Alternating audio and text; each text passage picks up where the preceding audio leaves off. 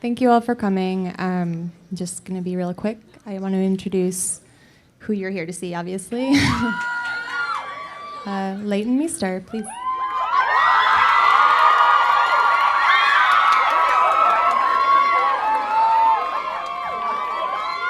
Hi. Hey. How you doing? Doing all right. Oh. So, I'll just kick this off. I wanted to talk a little bit about your record, obviously, Heartstrings. I've heard it. I'm special. But so there's a different overall mood to the songs, I think, from your previous material. And I was wondering, like, how would you describe the music to your fans? It's hard to describe. People ask you that a lot. They're like, what would you compare it to? Who inspires you musically? I would say just personally, it just really represents me. And it's just me. It's what I like, and I guess if you had to choose somebody to compare it to, I guess I would say just the people that have influenced me. I really love, or I grew up listening to sort of lyrical artists like Tori Amos and Kate Bush, Fiona Apple, and Bonnie Raitt, Joni Mitchell, Stevie Nicks, and it's definitely still kind of got movement and has like a kind of pop structure. Definitely, I think it's still. I mean, if I can say so myself, it's still kind of catchy, but it's definitely much more personal and emotional and vibey. Yeah, I can definitely hear that. Was that refreshing for you to, coming from your acting background, to kind of do something so personal that was very much you and not a character? Yeah, because when you're acting, and especially if you have any bit of recognition, all you ever do is try not to talk about your personal life, and that's all people want to talk about. But in this, it really is very personal, and I as much as it's about my specific circumstances, I think, I try to put it into words that, hopefully other people can understand, and I am sure that it's that feeling of when you go through something, especially when it's painful, or good for that matter, but mostly painful, that nobody understands. But the truth is that everybody's been through it, and you're not that special. But that's mostly what it's about. So you've mentioned a lot of your influences, but I think I also know that you're an avid showgoer, and I was wondering if what you've seen lately and liked. Let me think. I saw Deer Hunter when I was here. I was doing a play here for like 6 months, and there's just all right. All right. I would never have dreamed, like, I don't know how old you are, but like, of Mice and Men. Steinbeck. That's awesome. Yeah, so I saw Deer Hunter. I saw The War on Drugs when I was here as well, and I really loved them. Who else have I seen? I guess I like to go to, I used to live in the West Village, and I used to go to Smalls all the time on Sunday afternoons, and people come in and you can have a little cup of tea and watch people kind of come in with their instruments, just people that play saxophone and, clarinet, and they all play with each other and just kind of go off of each other, and that's kind of cool. Cool. So back to you. What was the recording and writing process for you? It was long. It was really drawn out because I have a day job. So it really was like, over the course of a couple of years. It started off, slowly writing and,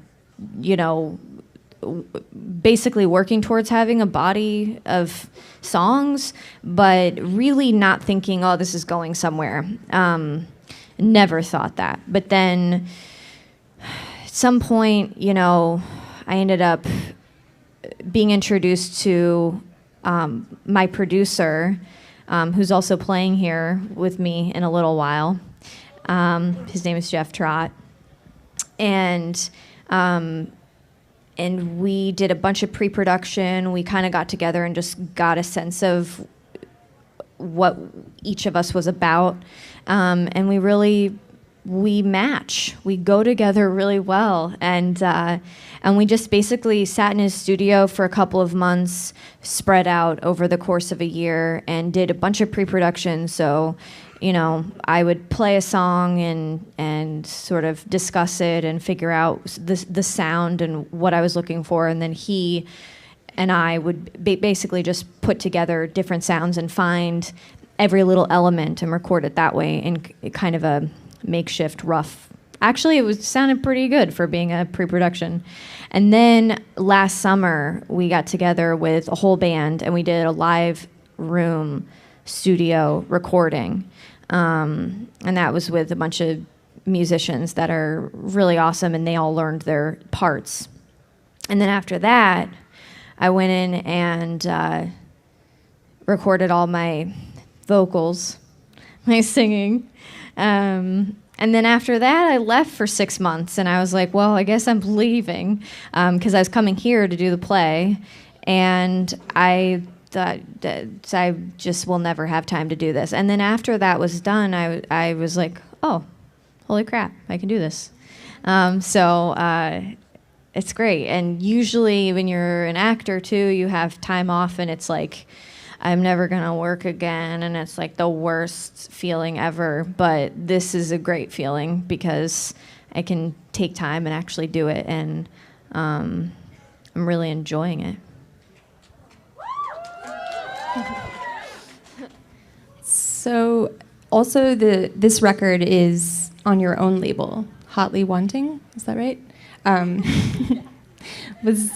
So what made you want to go that route? Well, first of all, I didn't really think that label name through. I do really like it now, but originally it was just the name of a corporation. They're like, what for music, what do you want it to be? And I was like, what is the idea of like deep desire? What is kind of a synonym for that? And I came up with Hotly Wanting, which makes sense when it's explained, but when it's not, it's pretty hilarious. But so I had that as my corporation, and then I was doing a bunch of other music stuff at the time, and then stopped. And then basically I used to have a different label. They were all fine and good, but just not for me. It was a just totally different style and different just world that I think I just wasn't right for. I really had fun, but I think it's just a side of the business that isn't as fun for me. And then I met with Vagrant Records, and it just seemed like so much more of a fit, and just their whole vibe was better. They're so much more into saying that we've heard your album as a whole, the rough idea. We support it. We want you to do what you want to do. We'll do a services deal, which is much less than a real record label. And I had signed with the previous label. And when you sign with a label, a lot of the time they give you like a big advance, and they kind of promise all this stuff that, for better or worse, ends up, kind of not happening. But so far so good, and I really enjoy working with them, and they have like, basically the services deal is like you can use us as much as you want or as little as you want, and we'll give you feedback and we'll let you know our opinion or whatever, but mostly it's just creatively I get to control everything, and to some extent, business wise, I can say no, I don't want my CD on that shelf or whatever, but they really have a keen understanding of kind of who I am and what I'm going for. Cool. So we're going to be hearing a little bit from the record soon, but I was wondering if you have a favorite song on the record and what it is about that song that you like. I'm about to play 3 songs. One of them is the single that maybe people here have been able to hear because you can download it. But the other 2, nobody's heard. The song Heartstrings is really special to me. I'm glad that it was the first song that I could put out as a single. It's also the name of the record. I think it's more just like it's very visual. It's kind of, it represents the feeling of the rest of the record. It's like kind of about hiding your feelings and smiling and pretending that you're happy when you're not. Actually, I would say that it represents most of the record because that's what it's about. It's about just sort of just tying your heartstrings off. It's about not allowing yourself to be vulnerable. And it used to be about some stupid breakup that I had when I was like 25 or earlier. That sounds actually old, probably to this crowd, but it was stupid, and I was like, I have to write a song about this. But now it really does have more of a meaning. At the time, it was like, screw you, I don't care about you anymore. You're trying to get back with me, and it's not going to happen. Joker. But,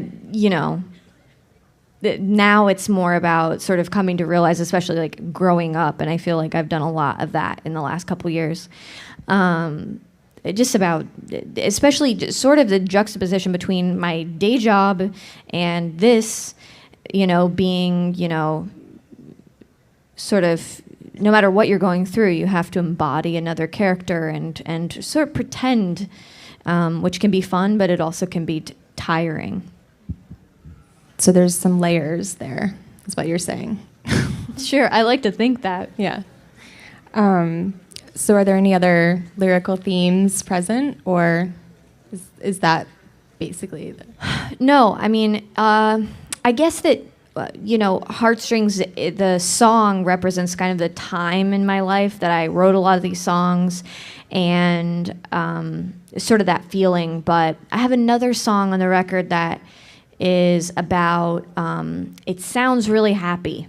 And it's really sort of sweet and poppy and chimey and light, and it just, even the lyrics seem like it's about something kind of nice, but it's totally fake. It's totally sarcastic, and it's really just about, it's called LA, and it's about living in LA and just sort of being like, oh, look, I'm an adult and I have, material things and a home and friends, and I'm a grown up, and but I'm just like desperately lonely, and so that's what that's about. Yeah, I always say I live in New York because I want an excuse to be miserable, because LA, everything seems so perfect, but I don't know. I get that. I've been here for like less than 20, well, maybe 24 hours now, and I've encountered more just mean people. And like I've been in my little bubble, and the people that I'm with, like the band and everybody, it's just like, it's a beautiful day. Why are they so mean? And like, you live in LA, like people appreciate the weather and sort of are more, sunny, I guess, which can probably be annoying too. So you mentioned that you were working on this record for like the past 2 years or so. Was that like kind of post Gossip Girl, I guess? Or Yeah, I knew that was coming. I finished that like 2 years ago now. And it seems like an instant and like a million years. And a lot has happened, mostly good. And yeah, I had written a bulk of the album prior to finishing that. And then I went on a tour, actually, with some of these songs with a band that was their own separate band, before I, really got serious about making it into a record. And then I met Jeff, pretty much like within 2 months of living in LA, and he he's traveled all over, but he's from the Bay and he lives in LA and works in Santa Monica, and he's just super laid back. And I had met a few producers, but it's weird. I guess I just hadn't thought of, or like didn't have as much of an understanding of the business side of things. You meet like a producer and they're like, oh, I don't want to produce your record. I want to write your song so I can make money. And he really didn't have that at all. He was more just, into the sound and wanted to be part of it. And he toured for so long, like I think years he was gone. And I was like, you did all these amazing sound. Like he plays the mandolin and steel guitar. And I mean, he plays everything well. And then, I was like, man, I don't know what I'm going to do without you. And he's like, well, you got to figure it out because I can't tour. And then, recently he was like, oh, so at the show, I'm going to do this and this and that, and I'm like, what are you talking about? Like you're gonna play? And he's like, oh yeah, my wife told me she wants me to leave to go to tour. So I lucked out. All right, well, I think some people out there have some questions. Before, when you were on Gossip Girl, you sang with Cobra Starship, and like you had like your own songs that were more like pumping, I guess that's the word, I don't know. And now it's like more like chilled and fun. So like, what made you not want to do like pumping songs anymore? Well, when you say it that way, I wish I did pumping songs. That sounds good. No, I know what you mean. Well, I think it was a combination of a few things. I think it was a time, and it was that time in my life, I guess, in my work. It really started in 2006. I met my now music manager and, just was experimenting and trying different things and excited about music. And I'd always written and I'd always, been a singer and loved performing, but I really had no experience. And then at some point, I think it was because, I got on a TV show and people were like, hey, I know you. Then, I got in touch with, or I guess they kind of got in touch with me. Cobra Starship, was like, let's do a song together. And I really still like that song a lot, and I like those people. It's a really fun, it's all like, it was very fun. And then from that, I got a record deal, and from that, I was like, I get to write music and be paid for it and do it. And that's just not how it works, or so I learned. It's kind of like, at least with bigger labels, and this is said with all due respect, but you know, they have an agenda and they want you to work with certain writers and certain producers and collaborate with certain people, and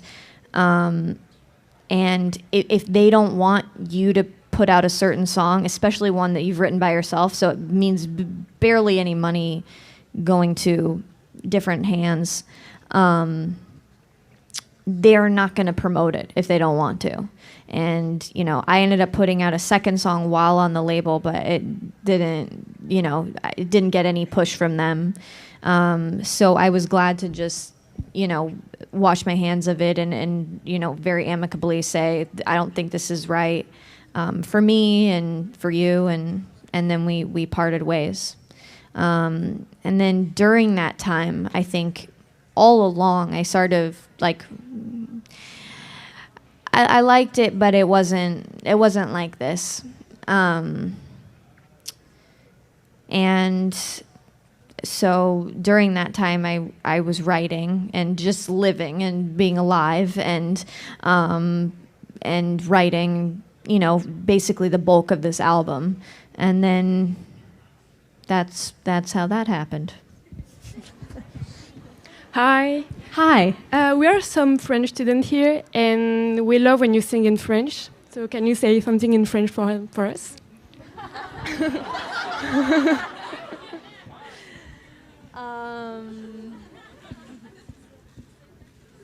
Qu'est-ce que tu veux?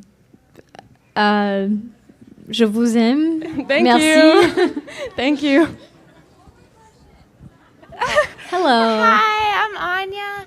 I'm a real big fan. But I just want to ask, was it harder to get into the music industry than getting started into the acting industry, or were they kind of equal? That is a good question. It's hard to say because I started acting when I was a kid, and I don't know if I just like worked for a long time, and by the time I was old enough to, you know, get jobs, it just came easier. And honestly, I know so many people who live here in LA and all over who are like, hey, I want to act, and how do you do that?